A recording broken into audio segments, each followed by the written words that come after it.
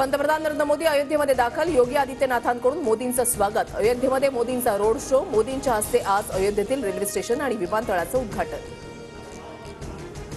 पंतप्रधान नरेंद्र मोदी आज अयोध्येत वंदे भारत एक्सप्रेसला हिरवा झेंडा दाखवणार. 2 अमृत भारत, 6 वंदे भारत एक्सप्रेस आजपासून प्रवाशांच्या सेवेत.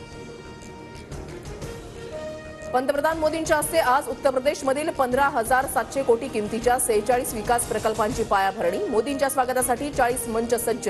1400 कलाकार सादरीकरण करणार.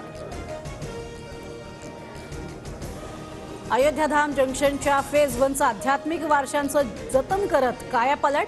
फूड प्लाझा, पूजा दुकानं, लिफ्ट, एस्केलेटर सारख्या सुविधा अंतर्भूत. अयोध्येमधील महर्षी वाल्मिकी आंतरराष्ट्रीय विमानतळ उड्डाणासाठी सज्ज. विमानतळासाठी 350 कोटींचा खर्च. 10 लाख प्रवासी क्षमता. तर एअरबस 321 प्रकारच्या 8 एअरक्राफ्टच्या पार्किंगची सोय. मुंबई जालना वंदे भारत एक्सप्रेस आजपासून प्रवाशांच्या सेवेत. उपमुख्यमंत्री देवेंद्र फडणवीसांसह रावसाहेब दानवे उपस्थित. मोदी रेल्वेला हिरवा झेंडा दाखवणार.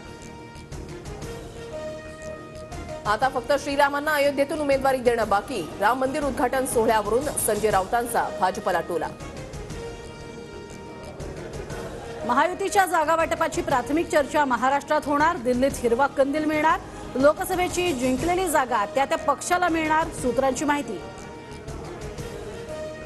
राजकारणात कधी काय होईल हे सांगता येत नाही. राज ठाकरे युतीबाबत योग्य वेळी निर्णय घेतील. मनसे शिंदे गटाच्या युतीच्या चर्चेवर संदीप देशपांडेंचं सूचक वक्तव्य.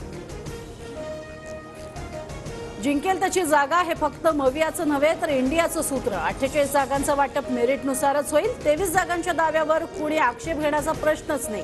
संजय राऊतांचं वक्तव्य. मवियाच्या शेतकरी मोर्चाचा आज 4था दिवस. मोरगावातील मोरेश्वर गणपतीचं दर्शन घेऊन कोल्हेंच्या नेतृत्वामध्ये मोर्चा सुरू. मोर्चाचा समारोप शरद पवारांच्या सभेनं.